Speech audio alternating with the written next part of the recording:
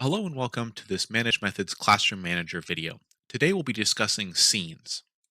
Scenes are pre-built allow or block lists that you can set ahead of time and then easily add those to your existing class. So simply on the right-hand side when you're in a class, there'll be a plus icon and there's an option to add existing. And when you click that add existing button, it'll present you with your scene library and you can add any specific scenes you have created to that individual class session. Here I've got a couple scenes that are already created, but I can also generate a new scene, and I'm going to go ahead and do that here. So first off, it's going to give me an option to change the scene name. There's a save button to save any of the changes I've made. And then here I can input a specific website and either allow it or block it. There is also an option to block all sites, but do keep in mind that will block any sites except for those that you've explicitly allowed. So you may want to go through and first off set some allow sites before you either use the block or the block all sites. This allow is an override, so it allows you to allow any specific site that you need to for your class period, and then block will allow you to block any specific site. And this block also extends to sites that might be normally allowed during content filtering. So if there's a site you say students are using, it's distracting them during class, you can block that site even though typically it might be allowed. There will be a section here for policies, and policies will have one specific policy called focus mode.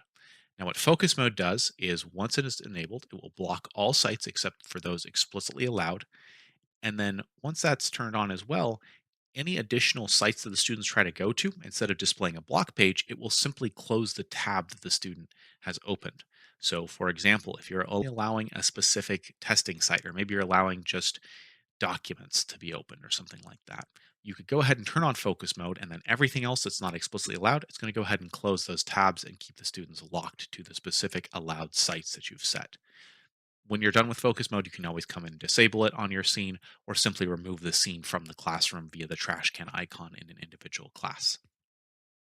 Again, there's a save button here and a reset button as well. And lastly, there's access. Access allows you to give additional users access to scenes. So this allows collaboration between different individual teachers or admins can share scenes as well. All you have to do is put in the specific user and then give them a role for the scene. There's three roles out of the box. There's viewer, editor, and owner. Viewer gives someone the ability to view the scene and add it to their class.